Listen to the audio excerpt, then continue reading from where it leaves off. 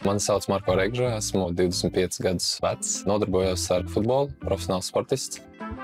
Pavadīju 5 gadus Vācijā un visu laiku tā braukšana un daudz arī sanāca pārvākties. Vienmēr esmu gribējis, lai būtu savas mājas. Vienmēr būtu vieta, kur atgriezties arī turpmākos gados, ja man sanāks kaut kur aizbraukt, sportot ārzemēs.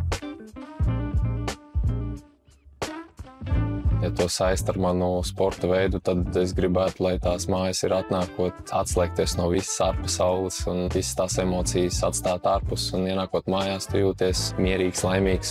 Gribu pavadīt šeit vairāk laika ar sievu un atpūsties. Mēs sākumā dzīvojām Imantā. Godīgi sakot, mēs dzīvojam netālu no šī īpašuma, gājām garām, kamēr šo cēla.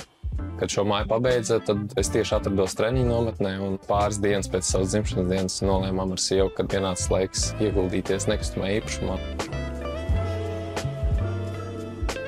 Man laikam bija tas rajons vairāk. Vēlējāmies klusāk kaut ko un pirms tam arī ar vecākiem bija dzīvojis Mārupē un zināju, kā šeit ir un ko sagaidīt, lai arī nākotnē bērnam drošāk būtu un lai viss būtu blakus, skolas, veikali. Vairāk par nākotni jādomā. Diezgan bieži atrodos mājās. Atkarīgs no mana grafika, tas mainās katru dienu, bet viennozīmīgi 6-7 stundas vienkārši tāpat atrodos mājās. Visvairāk skatāmies seriālus televizorā. Dažreiz arī uzspēlējam galda spēles.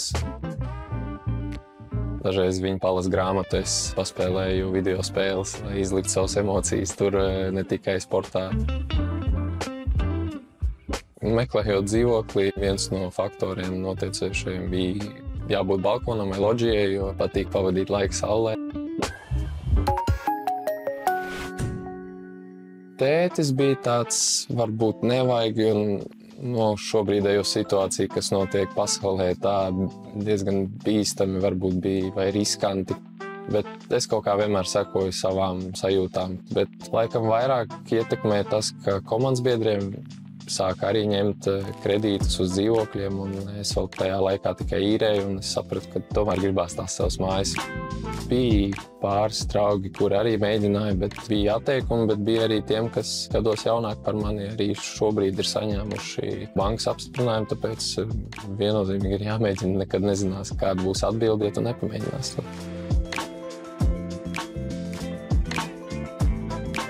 Lai gan gados jaunie cilvēki var pretendēt uz hipotekāro kredītu jau no 18 gadiem, tomēr katram jaunietim ir jāpārliecinās par savām spējām, par savu ikdienu un par saviem stabiliem ienākumiem. Ja pat kredīts bankā sanāks, jaunietim ir jāsaprot, vai viņš izprot visus līguma nosacījumus, vai viņš izprot, kādi ir papildus izdevumi uzturot nekustamo īpašumu. Un tie var būt gan apdrošināšana līguma darbības laikā, gan arī iespējams kādi remonti. Ja atbildi uz visiem jautājumiem ir jā, tad, protams, šī ir lieliska investīcija savā nākotnē un dzīves vieta jau šodien. Tas brīdis, kad tu pacēli tikko telefonu un tu nezini, kādu atbildi saņemsi, bet sieviete, ar kuras runāju, viņa bija ļoti priecīga un saprata, kad saņemsim šo pieprasījumu. Šajā dzīvoklī pirmā nakts bija pat labākā, ko es biju gulējis, man liekas, bez nekāda stresa un tik mierīgi. Tad es arī sapratu, ka tās ir īstās mājas. Un, ja man būtu jāiet vēlreiz šis ceļš, es darītu pilnīgi tā, kā es to darīju. Ieteiktu citiem nebaidīties un riskēt, sameklējot savu īpašumu, ko tu vēlies un aizsūtot bankai. Tev jau neviens nesodīs par to. Tieši sapratīsi, varbūt, cik tev pietrūkst, lai banka tev dotu, vai cik tev vajag pakrāt vēl. Tu jau to sēžot mājās, diez vai pats izreikinās.